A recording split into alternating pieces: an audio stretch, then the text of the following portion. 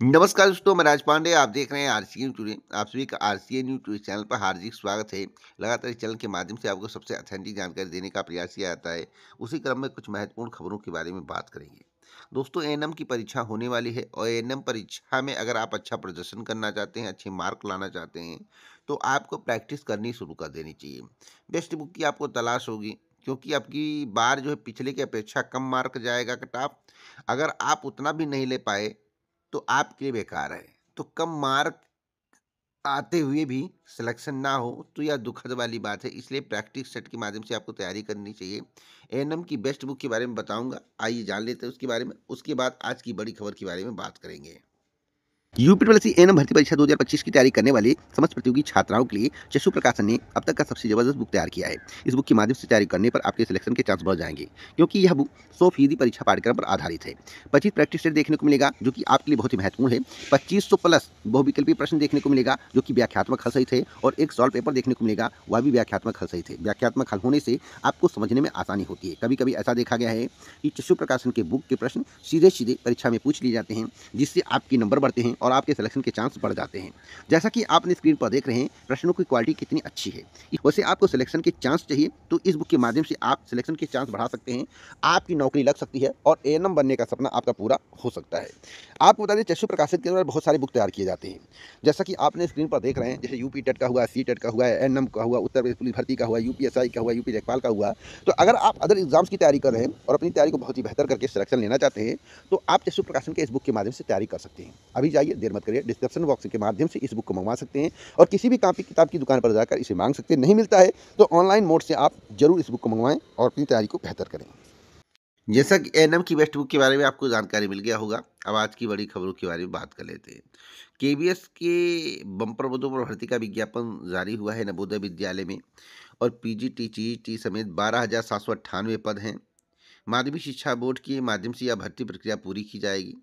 4 दिसंबर 2025 अंतिम तिथि निर्धारित की गई है।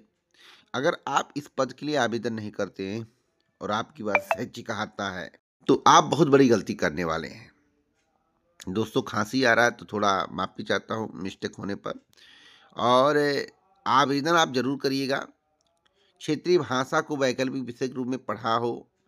44,900 वेतन है, 1,42,000 रुपये तक।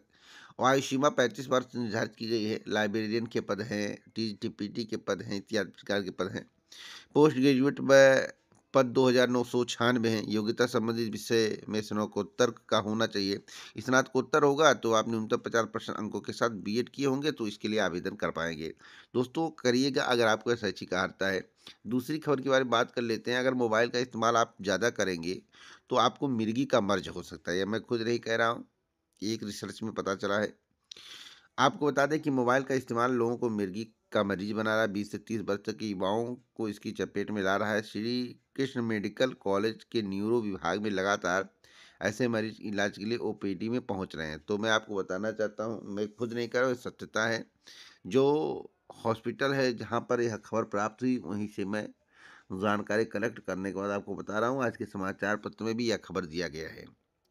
इस बीमारी के लक्षण क्या हैं? हाथ में कंपन होना, जीभ का कट जाना, मुंह से लार निकलना, अचानक गिर जाना, बेहोश होना, आंख ऊपर उलट जाना, कपड़े में पेशाब हो जाना, ये सब इसके लक्षण हैं।